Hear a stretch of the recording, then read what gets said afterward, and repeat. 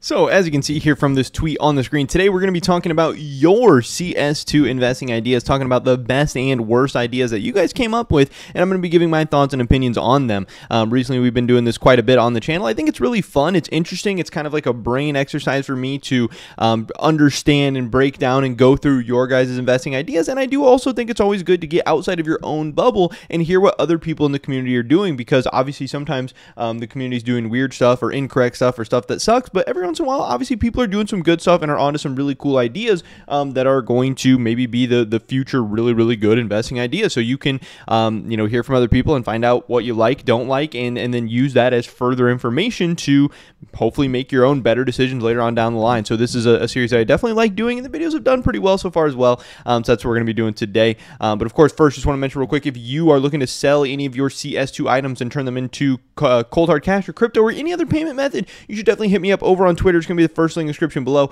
I'm buying pretty much anything and everything for the right price. We've been buying a ton of stuff lately. I recently picked up this Ursus knife vanilla, these hand wrap slaughter, Navajo knife, crimson web. We have, again, these bronze morph gloves that I've showed a few times. We have this really cool butterfly knife, marble fade. We have an AK-47 wild lotus, some capsules, some stickers, all kinds of good stuff. So yeah, it's obviously an awesome way for you guys to cash out safely, effectively, efficiently. You don't have to worry about getting scammed or anything weird happening. And of course, you're helping support me, my channel, and my content by selling to me as well, and I would appreciate that a ton. With that being said, let's get right into today's video. So I tweeted this out. I put out a little bit of a feeler on YouTube and stuff too, looking for your best and worst ideas. And first up, we got from Wid the Mid, who's actually a pretty big Twitter personality in the Counter-Strike scene. 12.6K followers, pretty cool. So I was happy to hear from him and see what kind of stuff he is onto right now. And he said, we haven't had a good green hollow since Antwerp. Imperial, Entropic, Fury, and others are still down massively versus their highs last fall. I don't love the thought of investing in any borderless stickers, but with how big the discount is right now, it is tempting. Now, I think that is really interesting, and I've actually started to hear this from more and more people. Obviously, community sentiment on borderless stickers is way down, and for good reason. They've gotten absolutely crushed and killed. Even, the good stuff from like Stockholm and Antwerp, the best looking stickers or the best capsules or stuff that in theory should still be holding some good value and should be more valuable, especially compared to like Paris and Copenhagen, when it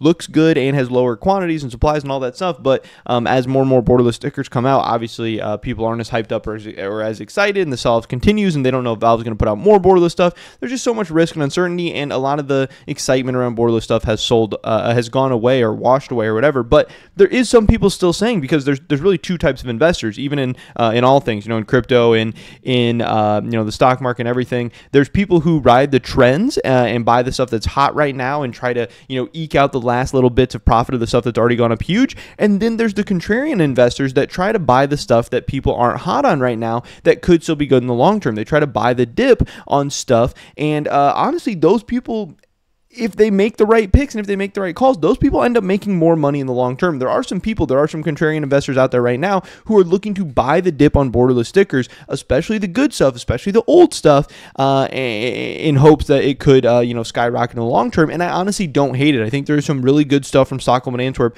that could go up really nice in the long term. Now, obviously, he's talking about the green stuff, because green, there's not a lot of good green stickers out there, like he says. So Entropic and Imperial, I actually do like a lot. Now, I did like Imperial a lot more previous to the new Imperial Copenhagen sticker coming out. So I'm not as hot on Imperial right now, considering it does have an alternative borderless. Yes, I do think the Antwerp looks a lot better than Copenhagen, but again, if the Copenhagen one is there and looks good enough and is cheaper, people could still go for it. But the Entropic, with no alternatives out there, I do think the Entropic Hollow is a very good looking sticker that I think is very cool. And you can see it's been beaten down a little bit over the past year, down about 12%. So it's something you can pick up for a discount. And honestly, in the long run, I could see this sticker doing very well. Again, it's from Stockholm. It looks good. It has low quantities, low supplies. It's a nice looking green sticker. It's a cool logo. It has craftability. I could definitely see this sticker being a good investment in the long term. Next up, we have this guy, Zygote, saying Stockholm foils. Now, again, this is something that I've definitely heard people saying.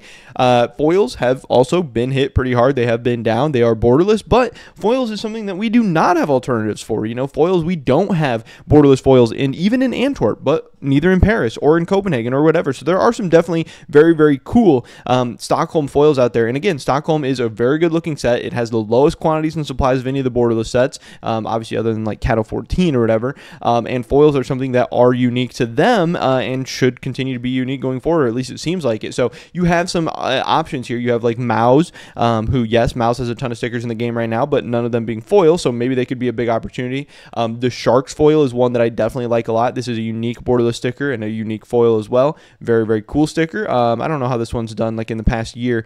In the past year, it's pretty flat, so again, you have an opportunity to maybe buy low, get in at a decent price point.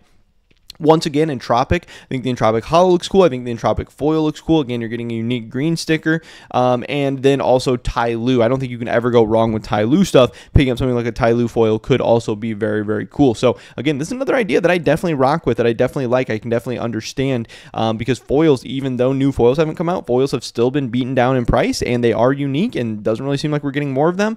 In the long run, foils could end up being a very, very cool item, definitely with some lower quantities and supplies. And obviously, the foils are more rare than the hollows as well, being up one kind of rarity tier. I think they're the same rarity that like hollows are nowadays, but still foils from Stockholm being more rare than the hollows from Stockholm gives them even lower quantities and lower supplies. Maybe there's a little bit less demand for them as well, but still I think they look cool. They look nice in the new CS2 lighting system, so there's definitely some good opportunities there.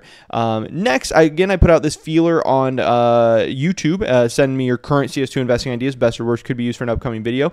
We have this guy talking about different collections he's investing in. Again, I think in general collection skins are a good investment. They've definitely seen some nice gains. I think they have reasons to see some nice gains. Obviously, trade ups are really eating into a lot of the quantity and supply of those skins, and that's going to help the price appreciation in the long term, especially as these sets continue to get older. So he said St. Mark, Nordic, which I believe is Norse, Cobblestone, and Rising Suns. Let's take a look at those. We have the St. Mark collection, which trades up into the AK-47 Wild Lotus. So I think this one, could definitely be cool. Taking a look at especially, the grays in here, stuff like the MAC-10 Surfwood, the Sawed-Off Jungle Thicket, the Bamboo Garden.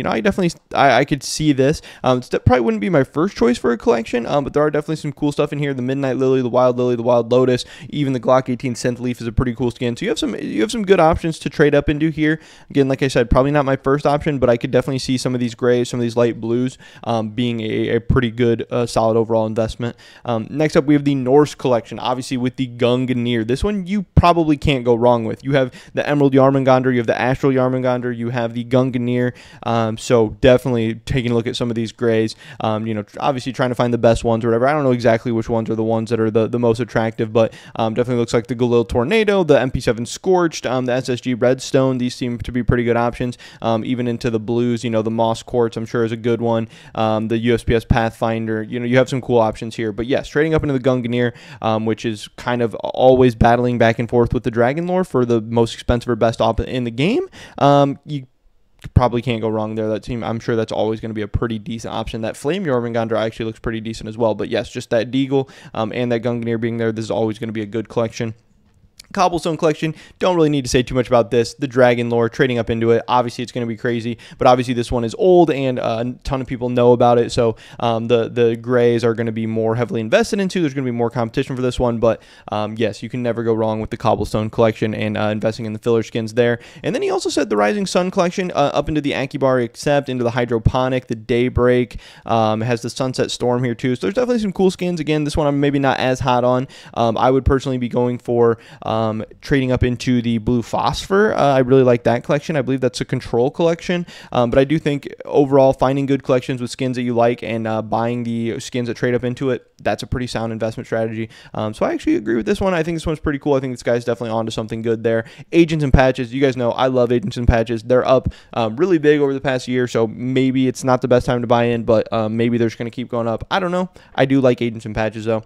This guy says Tyloo. Again, I don't really think you can go along with any Tyloo stuff. Tyloo Stockholm, hollows, foils, sure, sign me up. That's good. Stockholm capsules, again, I had been buying Stockholm capsules on the dip. I kind of stopped because I don't really know when or if Valve's going to stop putting out borderless stuff, but again, I think for the long-term Stockholm capsules, you probably can't go wrong with. Then he also said North hollows, which I think is pretty cool. Again, I think And know that borderless stickers have been doing very, very well over the past year. Obviously, as borderless stickers become less exciting, bordered stickers become more exciting. And this North stuff looks pretty cool. This is the Boston North Hollow, which you can see is actually up pretty big, 99% in the past year. And then we also have the North Hollow from Atlanta, which I maybe like more, which is up 63% from the past year. Overall, I like the Boston set more than the Atlanta set, but this Atlanta sticker specifically, I do think looks pretty cool. I think it's a cool logo, cool sticker, and I really do like bordered stuff right now, especially until Valve decides to put out a new bordered set. Now, once Valve comes out with the new bordered set, then maybe it's going to be time to switch back into borderless.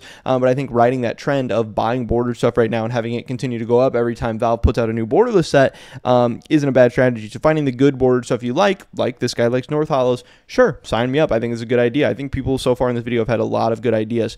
Next, this guy says always trade up in fillers and old collection skins. I think it's good. He said he's still picking up Stockholm for good deals. Again, I think in the long term it's going to be good. Short term, that's probably a little shaky. And he said Operation Phoenix cases, which I know is something people have been buying a lot of as well. Stockholm Challengers patch packs, which is I have bought some patch packs as well. I think that's good. Again, a unique item from Stockholm that hasn't been put out in any of the other recent majors. I think those will also be a very good investment in the long term. And then this guy said Apex stickers. Now, again, these are borderless stickers. I'm not as hot on them. There is 2 of them in Paris and Copenhagen, which have huge quantities and huge supplies. But right now, I do believe that Apex is out of CS altogether, so they're not going to be getting any future stickers, so that's good at least. But having 2 borderless stickers from the biggest quantity sets, I don't know. I'm not going to be running out and buying Apex stickers anytime soon, but in the long term, I'm talking 3, 4, 5 years. Could they be good? Yeah, but I think you're probably missing out on a little bit too much opportunity cost with Apex stickers as kind of your main position. But yeah, overall, I thought it was a pretty cool video. A lot of awesome ideas in it. Thank you to everyone who posted their stuff. I appreciate you guys a ton. If you have any investment ideas you'd like to see me go over in a future video, leave your comment down below. I would appreciate that a ton. Catch you guys in the next one. Until then, peace.